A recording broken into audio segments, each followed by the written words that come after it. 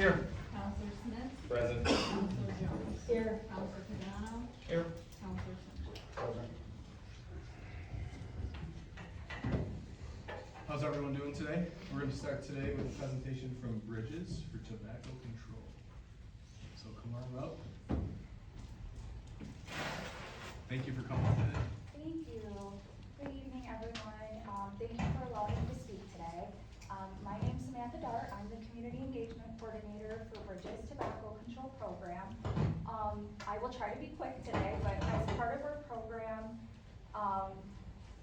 goals, we work towards building healthier communities, and we recently held a community conversation focused on tobacco-related issues on April 2nd at the Oneida YMCA, and this was open to all Madison County residents. The purpose of the conversation was to hear directly from residents about what they are seeing in their schools, neighborhoods, public spaces, and really to better understand what community members are really seeing every day that we might not see. So I just wanted to briefly share some of the feedback we gathered. One of the biggest themes throughout the discussion was how normalized vaping has become for youth. Residents shared concerns about students vaping in school bathrooms and also public outdoor and indoor spaces as well. Throughout the communities, some participants discussed students specifically in the Oneida School District avoiding school bathrooms entirely just because of people vaping in there. Community members also discussed how exposure starts early. Participants of the community conversation talked about youth seeing vaping at home, in stores, online, among peers, which contributes to the idea that it is normal or harmless. They're seeing it everywhere.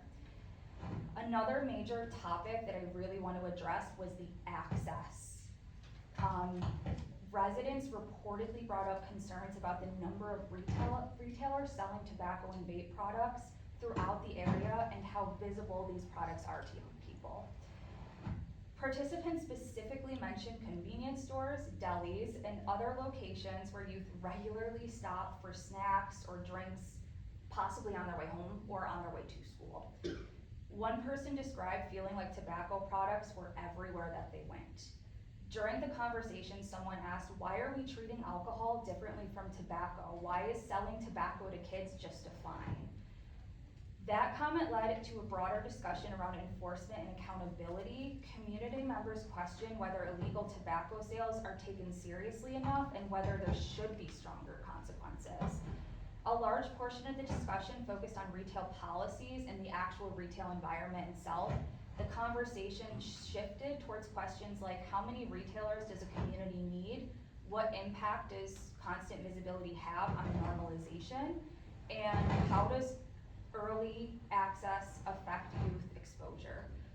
Several participants asked why communities do not have stronger local policies related to tobacco retailer density or the licensing. So I'm here today to share examples of how other communities have explored responses to similar concerns. So the village of Dodgeville and the village of Ilion in Herkimer County face concerns in their communities very similar to this, primarily around youth access to purchasing vape devices and bringing them in their schools. So what these villages did, the village of Dodgeville in 2019 established a retail licensing law and retail cap, which allowed only the existing 3 tobacco retailers in the village to apply for a local license and renew that license yearly, meaning no local licenses would be granted to new tobacco retailers if they were to apply in the village of Dodgeville. They put a cap, basically. They also cannot accept coupons, discounts, or promotions to tobacco products and cannot sell tobacco products near a school or youth area. So along with that cap, they implemented some zoning restrictions as well. The village of Ilion, just in November of last year, so November 2025, they established a tobacco retail licensing law that required all tobacco retailers to apply for a certificate directly through the village itself, allowing the village the option to deny a renewal or a new certificate to retailers who have had their shop shut down or fined for selling illegal products. So it really allowed them to keep a closer eye on who was opening up shop in their village. The The Village of Alien's local law also prohibited retailers from selling near schools and neighborhoods, requiring all retailers to sell within a business zone. Within this law also included prohibiting flashy light displays and advertisements outside of tobacco retailers. Communities across New York have used a variety of approaches, including retail licensing, zoning considerations, and retail density discussions to address concerns related to youth exposure and access. So these are all examples of strategies some municipalities have considered when discussing youth exposure and access to products. At the end of the day, more products from big tobacco are becoming easier to hide, such as nicotine pouches, and they're entering our communities. So overall, one quote that I want to kind of end with in a way that I think summarizes the community conversations was, "We often treat the symptoms, but not the cause." Overall, community members made it clear that residents are concerned not only about youth vaping itself, but the broader environment surrounding access, visibility, normalization, and enforcement. So our team at Bridges, over at our tobacco control program, we're always happy to have further discussions. I'm always happy to provide one-on-one assistance to the city of Oneida. We're happy to provide and create maps that show you where your retailers are, how close they are to schools and parks. We're here. So I just want to thank you again for the opportunity to share these findings today, and I appreciate your time and hope for further conversations after this. Thank you. Appreciate it. Thank you very much. All right. Nobody signed up for the public hearing. Sorry. We'll move on to public comment. Oh, I'm sorry. Can I get a motion to open it? Motion. Second. Wait, so question before you close, this is the public hearing for the wireless telecommunications.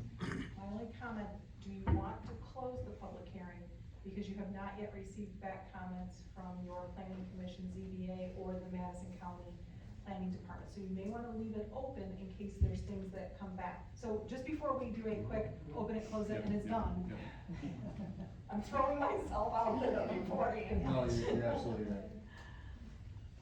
So, want me to open, or do you want? We have to vote table? on it. Well, first you gotta open it. I just cut you off before you could close it. We did just open. Oh, did they do the A's and B's? I know they- Just the motion. Yeah, you gotta still vote.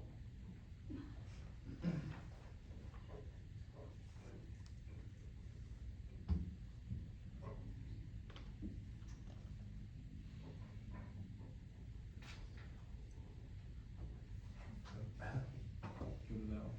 So what you can do is then just, you don't have to do a motion to continue it, but just an acknowledgement that we are not closing the public hearing this evening, and it will be continued. Or could we just table it until we get the results? That's Yes. also You can do another, that too, that's yeah, fine. also, I make a motion to yeah, let's table just it. table. Second. All in favor? Aye. Any noes, any abstentions? We tabled. All right, we'll move on to public comment. First up, we have Robert Britton. Good evening, how are we doing today? The last council we had, all they did was bicker back and forth, got nothing done. I've been to the last few meetings, and this council is starting to do the same thing. Let's work together as a unit. Stop picking on this one, that one. You know what I'm saying? Let's work together. Let's not, cut the bicker. You ain't gonna get nothing done by bickering. Stop going behind people's backs, work together. I know it's hard, but you got another year and a half up there. I don't wanna hear this bickering like we went through the last 2 years. It was horrible. People getting escorted out. Let's not do that. You're better than this. Okay? That's one thing. Second, I've heard more on this airplane that we ain't got yet than anything the city talks about. I don't care if the city spends $1 million on this project. It's for the vets. The ones who served and the ones that didn't return. You can't put a price on that. You know what I'm saying? Thirdly, trying to save money, and since everybody has time to go on Facebook, doing this and doing that, look how much money we spend on the rail trail maintaining that every year. We spent $400,000 for a bridge that don't even get used. 400,000. Now, when we had this put in, it was pitched that bicycles would be coming here from all over. Well, they come from all over, but they don't come here. They go to Canastota, go to Watsville, jump on 13, hit 31, go down 46, and into Rome. Hundreds of them. They camp there. Why not? What's happened? They're not coming here. You know what I'm saying? There's a problem. We put that in, beautiful sign across the street, and no one comes. You know what I'm saying? Now, my final thing, and I got nothing against the fire department, don't get me wrong. This has been a problem for years. The overtime. Look at the money we spend with the overtime. They make more money in overtime than they do regular wages. Let's work on a solution to fix, Dave, you know, it's been a problem for years. Let's work on a way to fix this. You're trying to save the city money. There's two things you can work on and keep y'all patient. Mr., hit your 3 minutes. Sorry, I'm almost done. Thank you. You're at your 3. No, Can we just fix this? Appreciate it. Thank you. Thank you. Next up, we have Greg Myers. I promise it won't take 3 minutes.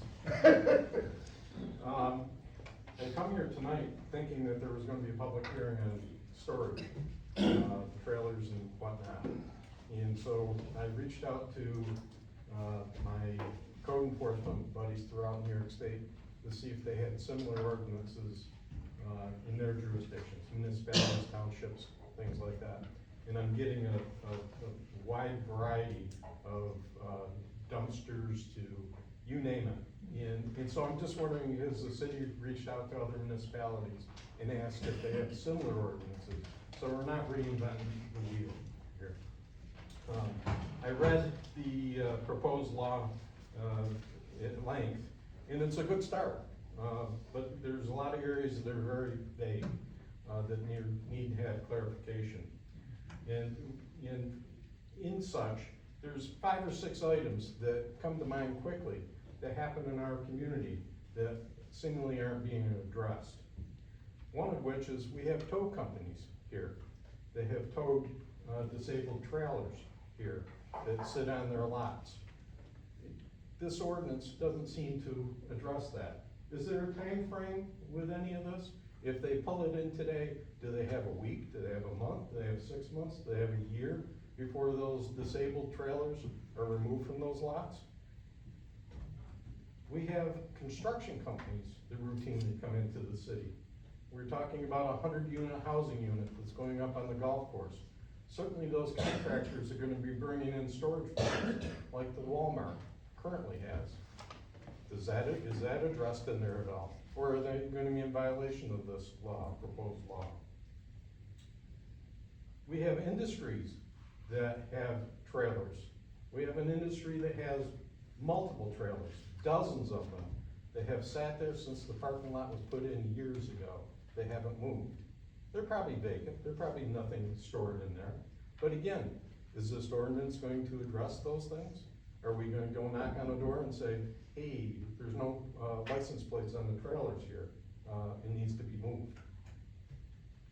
We have a storage facility that just went through the planning commission. Now on the site plan that was approved was the advent of the pod storage for retail, for renting out to people that are moving. And so the planning commission just granted a site plan that says, yeah, you can put pods there, okay? Across the way, there's another company that rents out pods, that currently has 25 of them sitting on their property. Are those being addressed? Are they going to be in violation of this local law? We have a company that brought in a storage trailer 13 years ago, took the wheels off of it, made it into a bandstand. It's there, it's a trailer. Can the wheels go back on it? Maybe. Mr. Myers, you were actually. I apologize. No, you're fine. Thank you. I look forward to the public hearing and coming back and addressing some more. Thank I you. think it's next meeting, right? And to that point, I was gonna suggest that you do come back, because then that will be part of the record for that particular local law. So if you're going to say more, I would also suggest you include that. I should. Okay, just wanted to make sure, because. Thank you.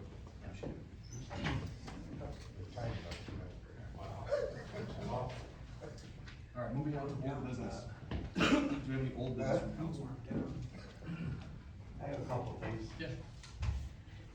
We talked about the inside and outside districts for tax purposes. I haven't seen anything, and if we're gonna put it on this year's, agenda for the, election for the charter change, I think that's something we should be looking at now. Also, we talked about the split from the city court with the county and the, city, and haven't seen anything on that.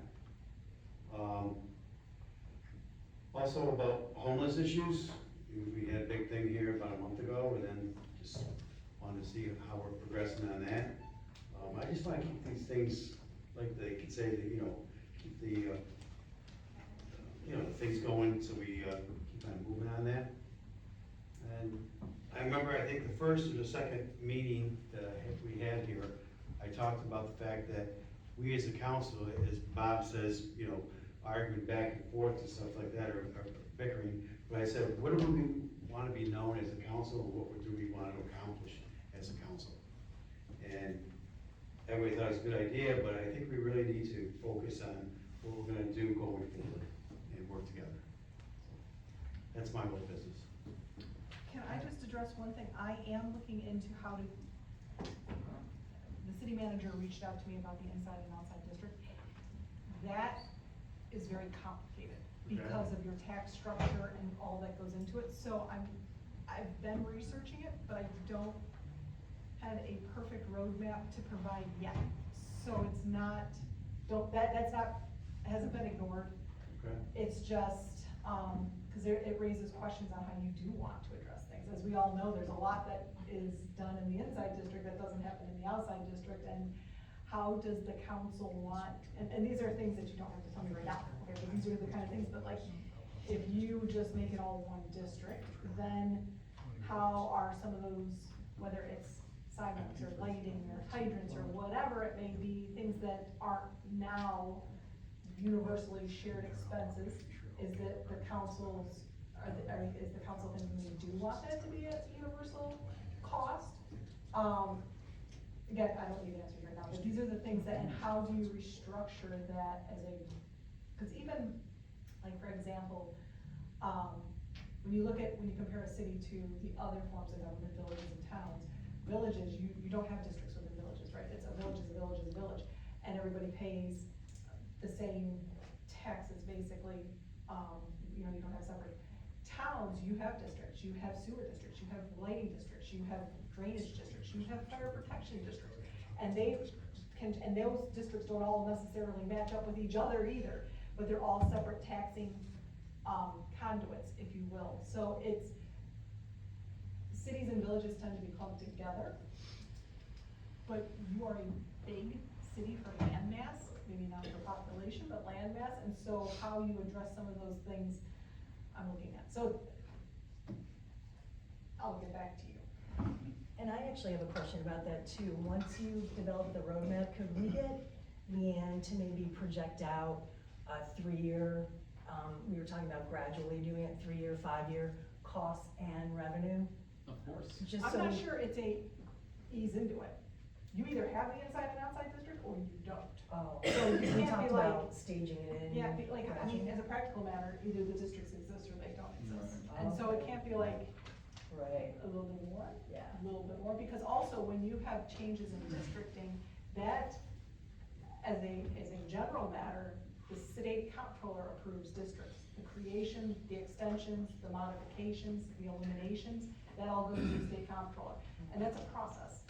And so, that's, I don't think the easing in is going to really, if your Okay, thought that's good is, to know. if your thought is like, okay, here's the inside district, now let's make it a concentric ring that's this, I see think how it it was flies, and then increasing your this. taxes incrementally. Yeah, but I mean, Yeah, you can't, that's you okay. can't It set came up these. with this. It's good to know that you can't do that. Yeah. That's important to know. One idea that I had was instead of actually changing the meat of the inside and outside district because of all these competing values and differences in service and area, what if we just equalize the rate? Keep it outside, but charge them the same rate? We don't change the charter, we don't change the inside, we don't change the outside. Because, again, the chickens and there's a lot that goes in with in and out Trailers. of other districts that I feel like it's a mess to try to sit through. So if we can just equalize the rate, we're one of 3 in New York State that does this, so we have a lot of. We're not really agricultural anymore. We have a lot, yeah, we have a lot of other places we can look to see how they do it as Yeah, well. you yeah, know? don't be creative the way So, yeah. Good. But yeah, kind of my thoughts. Anything else? No. Did anybody else, old business? Actually, one more question. Yeah. Can Leanne tell us if we equalize the tax rate, what, She could probably do that. Yeah, we can do that. Potentially. that'd be great to know. Yeah, we can get that. Okay. I guess one other thing around old business and, the citywide assessment, right? I know it's been talked about multiple times, this council, the last council. I really think it's something we need to look into doing. It would be costly, but you look at the price of some of the houses, what they're assessed at, even with an 80%, 60%, you know, you're still losing money, so. Definitely 2 things that could be potential. Anything else? Alright, move on to reports. Supervisors are not here today, so we'll move right into mine. This weekend, Memorial Day Parade. The 147th annual Memorial Day Parade for the United Memorial Association. Continuous parade, which is awesome. May 22nd, Friday, 6:30 starts the ceremony at Clinch Park? Triangle. I always get them confused. Clinch is right here. And the parade will start at 7. There's gonna be a party afterwards at 8:15 at the Legion. So please come and enjoy. Hopefully it's a good day. And then, so you saw me bring in the trophy. I was asked to kinda do a little promoting on this as well. There's gonna be a car show at our celebration, our 250 celebration at the city. There's gonna be 12 classes, cash prizes. It's gonna be right on July 4th, right at the Veterans Memorial Field. 8 a.m. registration, 8 a.m. to 11, and then judging starts at noon. So another nice event for the 250th celebration. So come on down, and I guess there's a mayor's choice, so I'll be picking a car. All right. Move on to city manager's report. Yeah, so I have just a couple things. The first is a good news, bad news situation, something to inform the entire community and council about. Just a brief update here, it is concerning the DRI. Earlier today, the city was notified by the New York State Department of State that Paul Marco Limerick Building Project has officially been terminated by Empire State Development. As a result of this, approximately $1.2 million in DRI funding has been released and is now eligible for all the projects in the city of Oneida. Remaining active major DRI projects currently include the Cal Theater and Higginbotham Park projects that are in the approved SIP that was originally submitted to the state. No decisions have been made regarding release funding. Any potential reallocation will require coordination and approval from New York State. And city administration and planning department will work with the common council to entertain any and all ideas about what we would like to do with this to move forward in a different direction. again, the only pre-qualifier for this is it has to be a previously approved project off of the SIP that we submitted back in '21. The only two projects that are left on there that either are viable or are ones that the state wants to see us continue are the Callet and Higginbotham Park. And so that funding is, it's great news, we get the funding back. It's bad news that the Lerman project fell through. But at this time, that entertains a couple different options for us and a couple different designs we can have for Higginbotham as well as the Callet. So I wanted everyone to be aware of that. We just found this out this afternoon. Also, just briefly touch on mowing at the Route 5 Genesee Street project. This is becoming a bigger issue than I ever thought it would possibly be. A lot of back and forth with the developer, the realtor, and the seller, the realtor's seller, excuse me.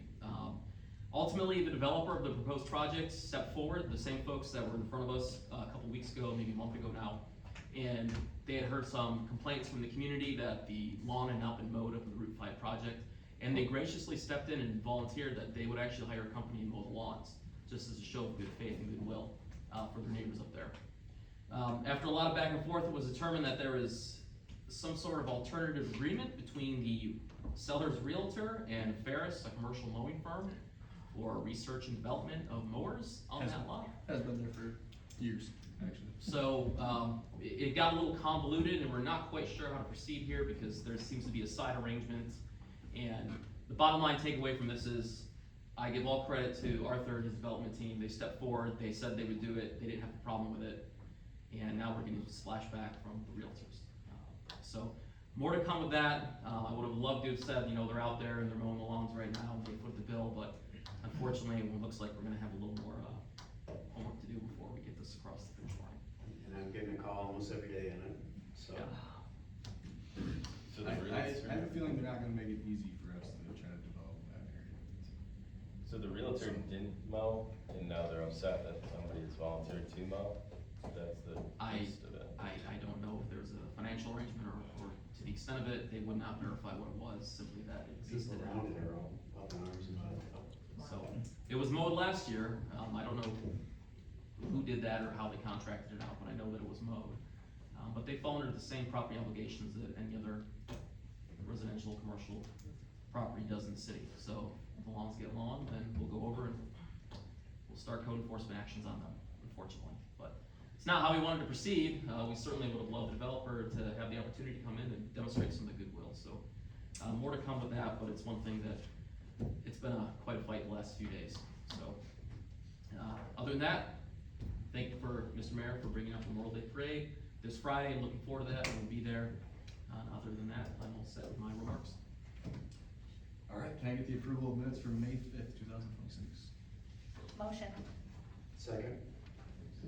All in favor? Aye. Any noes, any abstentions? Abstain. Motion's passed.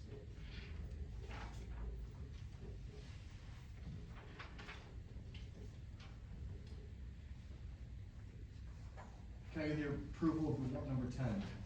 Motion. Second? Read Read it first. Oh, sorry.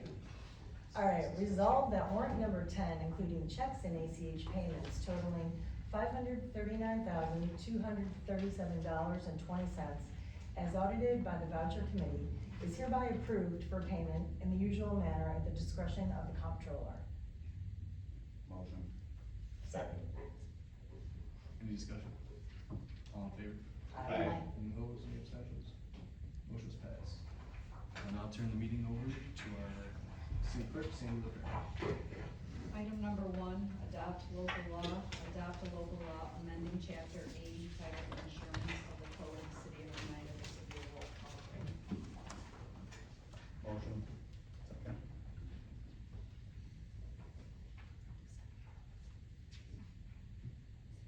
Oh, I'm sorry, any discussion? I was like waiting for the roll call. Any discussion? All right. Counselor McHugh? Yes. Counselor Kimpe? Yes. Counselor Smith? Yes. Counselor Jones? Yes. Counselor Pagano? Yes. Counselor Simchek? Yes. Mayor Rossi? Yes. Motion's passed. Item number 2, intent to declare lead agency for a SECR review, declare the city of Oneida to serve as lead agency for purposes of conducting the State Environmental Quality Review Act review for the city of Oneida sewer collection system inflow and infiltration improvements project, and authorize the mayor to sign part 1 of the full environmental assessment form, the FEAF, and notice of intent to establish lead agency. This also will be a roll call vote. Any discussion? Motion. Second.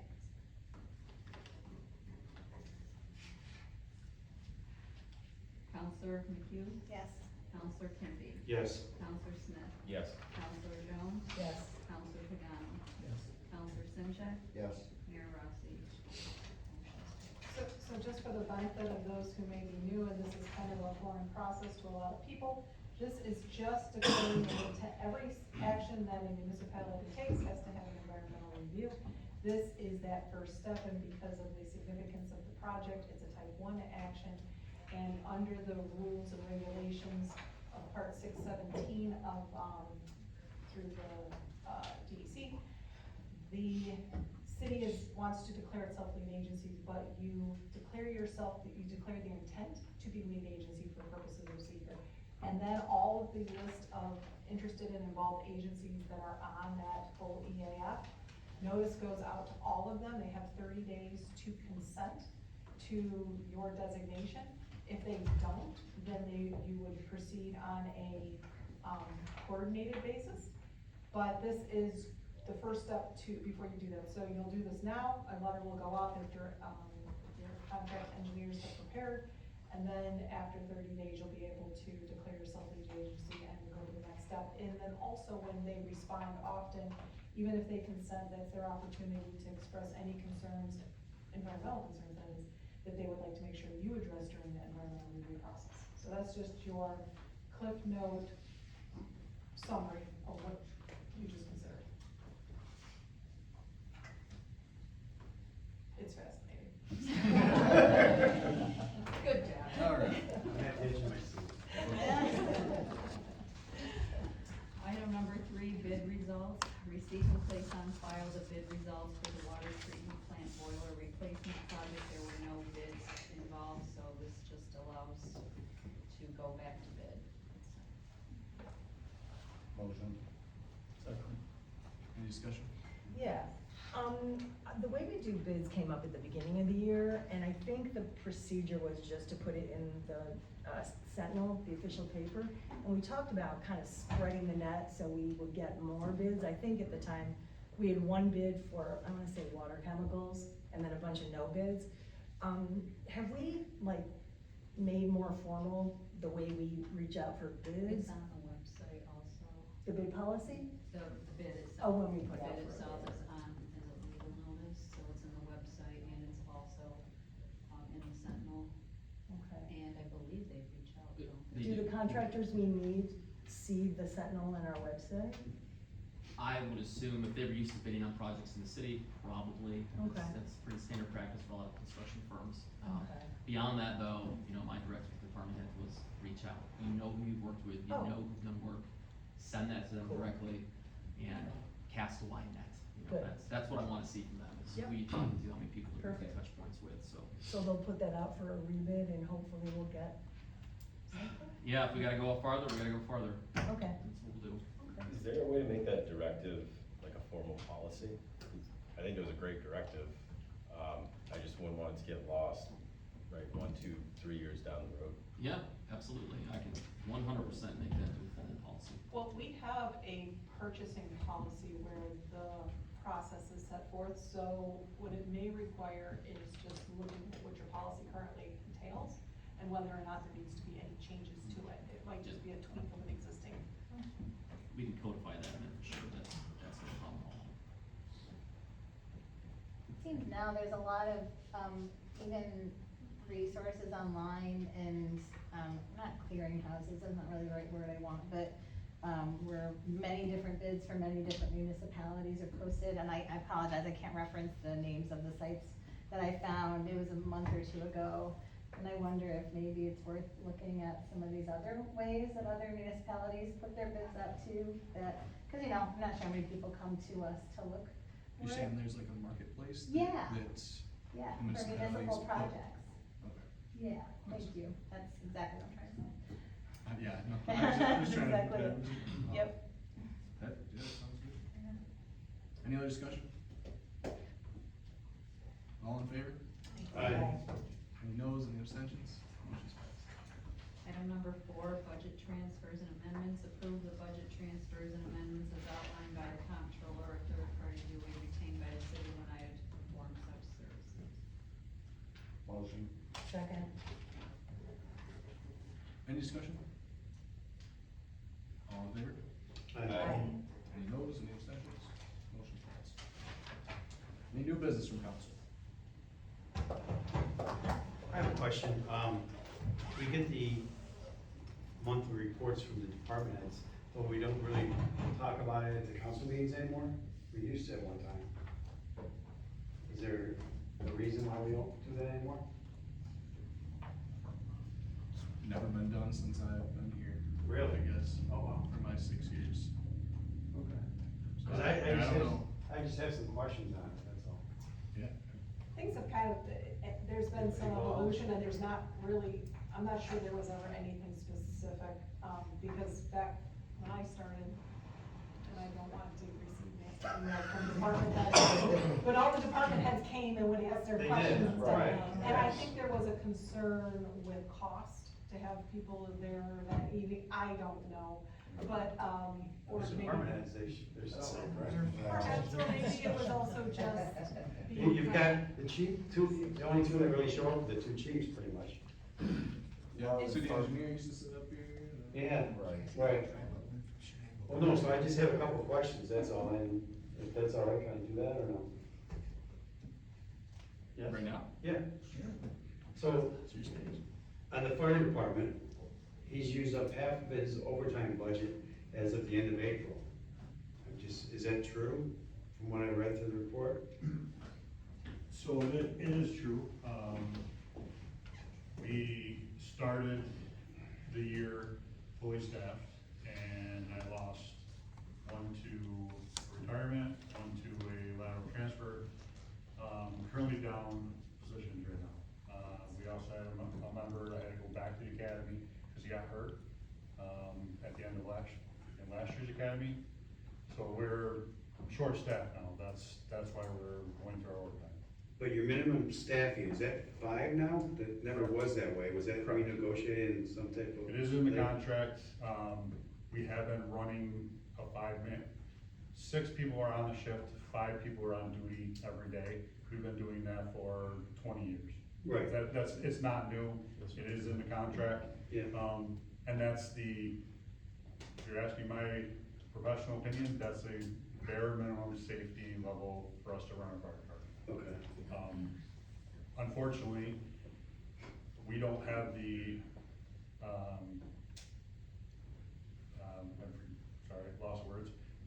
If we can't respond to the calls, we don't have the people, we don't have other career agencies, like the police can kinda draw The from, sheriffs. the sheriff's department, the state troopers. We don't have that luxury, so we're kinda, what we have on duty, we do have obviously mutual aid from volunteer departments, but they're going through their own struggles now, responding to their own calls. So we don't have that luxury, I guess, is what I was looking for, to rely on other agencies like that. What was your overtime budget given to you in the new budget though? So our overtime is, split up in a couple different ranges. I saw that. Or line items. Yeah. Requested, for our main overtime line was 160, it was cut to 120. Our shift staffing line, I believe started at 35, but I was only anticipating that one possible retirement.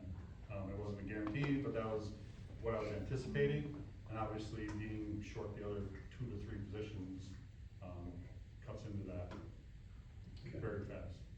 Well, my main concern is I know there's a few people on the council here that aren't big on taking money out of the general fund going forward. and how we're gonna solve that situation if you used up half of your overtime budget in one quarter, or 3 more quarters to go, correct?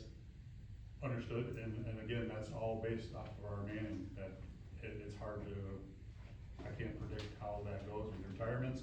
We try to, and on the lateral transfers, I have no control over that. We are working on bringing in a lateral from outside, from another department to fill one of those spots, fully trained, ready to go as soon as we get them kind of up to speed in our ways. So we're working on that. We did just do we had a civil service exam, for the first part of the year, so we have a list to go forward to possibly fill, but, I didn't have a new hire funding line for that either, so it's either we fill the positions and that overtime really comes to a halt, Right. or we fill it with the overtime. So when you did your budget for last year, for this year, did you put in a new hire line, and they took it away, is that? It was requested, yes. Okay. So we need to do that this year, correct? Correct. If we're smart. Yes, and, you know, if we're talking about next year, there's more potential, so if we don't address the problem currently, as soon as we start next year, we're gonna be right in the same boat, so it's just a, Continuous cycle. we have, you know, kind of a mixed bag here, as far as we have some people on the high end, and we have some people on the low end in our ranks right now, so, it's really kind of a guessing game of when they're gonna leave. I can ask for projections, but they only have to give me 30 days notice, so. So I don't need, I'm not trying to pick on you or anything like that, just asking. I understand it's a concern, Trying to be and fiscally obviously, responsible. Manager Lavelle and I have talked about it, numerous times of how we're gonna address it, and bringing in that lateral, like I said, was one of the ways to fill those positions, Okay, thank you. oh, So, one other point is the police report too, and then, again, overtime. He used 14,559 overtime for 1 month in April, but he didn't list what he is at year-to-date. Maybe we could have that going forward, and then what his budget is. So, does that sound, I mean, that's what I would like to see. So you just keep a track. I'm not trying to pick on this, I just don't want, you know, $500,000 in overtime from each department. That's something we can't afford, in my opinion.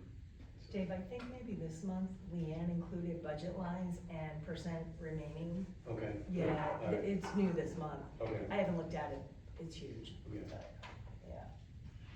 Thank you, Chief. I do feel like it's a juggle, just being the couple of years that I've been sitting in these seats. Overtime and budget cuts to get down into a specific or certain range. I mean, we went up 7% last year. It's no joke either, but again, still operating minimally.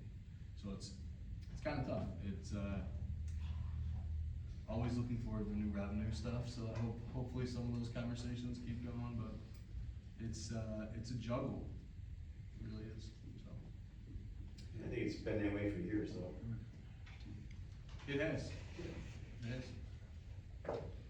I think we're up against the wall these last couple of years, though. I think we're done cutting. There's nothing left to cut, in my opinion, fat-wise out of the city. We've combined a couple positions, we've done these things, but, unfortunately now we're looking for revenue, you know.